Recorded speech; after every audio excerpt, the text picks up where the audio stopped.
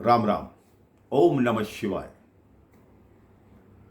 भगवान शिव के द्वादश ज्योतिर्लिंगों में सातवां स्थान विश्वेश्वर ज्योतिर्लिंग का है, अर्थात जिन्हें काशी विश्वनाथ कहा जाता है उनका स्थान है। काशी के बारे में चर्चा आप मेरे पहली कथाओं में सुन चुके हैं, जब मैंने आपको मणिकर्णिका घाट के बारे में बताया, दशाश्वमेध घाट के बारे में बताया। कहते हैं काशी नगरी ऐसी नगरी है जो कि प्रलय में भी नहीं डूबती। इसके विषय में छोटी छोटी दो कथाएं शास्त्रों में आती हैं। कहते हैं जब भगवान शिव और सती का विवाह हुआ तब सती ने कहा, हे प्रभु, हमारे रहने के लिए कोई ऐसा स्थान हो जो जग से दूर हो, जग से अलग हो और सबसे सुंदर हो, ब्रह्मा जी की सृष्टि से भी सुंदर हो। तब भगवान शिव ने 5 कोस का एक आनंद वन तैयार किया और मां सती के साथ उसमें विहार करने लगे। कुछ समय पश्चात मां सती ने कहा कि हम तो यहां विहार कर रहे हैं, लेकिन ये सृष्टि, यहाँ के लोग पाप मुक्त कैसे होंगे, कैसे उनको जीवन और मरण के बंधन से मुक्ति मिलेगी, आप उनके पापों को कैसे समाप्त करेंगे, क्योंकि जब तक उनको भक्ति का ज्ञान नहीं होगा तब तक वो पापों से मुक्त नहीं हो सकते। तब भगवान शिव ने विष्णु जी को आदेश दिया कि आप इस आनंद वन में आइए और यहाँ तपस्या कीजिए। भगवान विष्णु ने वहाँ तपस्या आरंभ कर दी।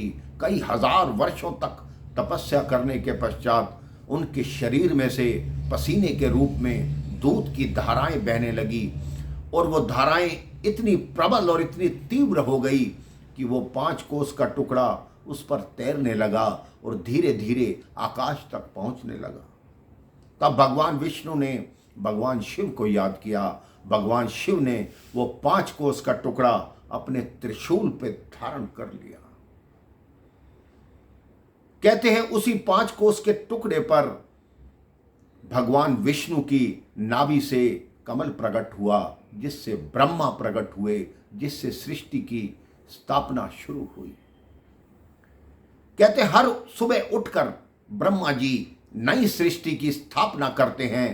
प्रलय आती है, पूरी सृष्टि समाप्त हो जाती है, लेकिन 5 कोस का वो टुकड़ा प्रलय में नहीं समाता। वही 5 कोस का टुकड़ा काशी है। कहते हैं जब भगवान शिव और मां पार्वती का विवाह हुआ तो भगवान शिव मां पार्वती के साथ कैलाश पर रहने लगे। तब मां पार्वती ने कहा कि सब लड़कियां विवाह के उपरांत अपने ससुराल जाती हैं और मैं अपने पिता के घर पे ही रह रही हूँ। आप कोई ऐसा स्थान बताइए जो आपका घर हो, जहाँ मुझे आप ले जा सको। तब भगवान शिव ने कहा, इस धरती पर मेरी एक प्रिय नगरी है, वो काशी है, हम दोनों वहाँ चलकर निवास करेंगे। जहाँ आकर भगवान शिव और माँ पार्वती ने निवास किया, वहीं पर काशी विश्वनाथ ज्योतिर्लिंग स्थित है। काशी विश्वनाथ की महत्ता इतनी है कि वहाँ के कितने भी मंदिर हैं, शिव और शक्ति के प्रतीक हैं। वहाँ पर काशी विश्वनाथ को काशी का राजा और काल भैरव जी को वहाँ का कोतवाल कहा जाता है। समय समय पर हजारों लोग, लाखों श्रद्धालु वहाँ पर दर्शन करने जाते हैं और अपने मन की इच्छा से जीवन की कामना न करते हुए काशी में मृत्यु की कामना करते हैं। कहते हैं जिसकी मृत्यु काशी में होती है, भगवान शिव उसके कान में तारक मंत्र का उच्चारण करते हैं, जिससे वह मनुष्य जन्म मरण के बंधन से मुक्त हो जाता है। कहते हैं मणिकर्णिका घाट पर जब किसी का अंतिम संस्कार होता है, उसकी जो राख होती है उस पर राम राम और 94 लिखा जाता है। किसी ने कहा कि वो 94 क्यों लिखा जाता है?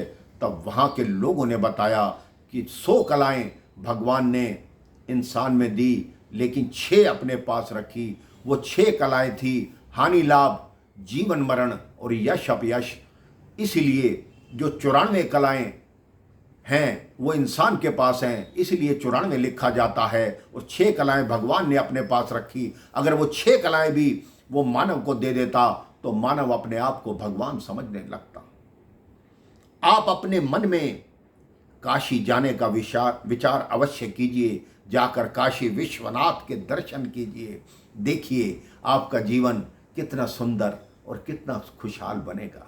राम राम, जय श्री राम, ओम नमः शिवाय।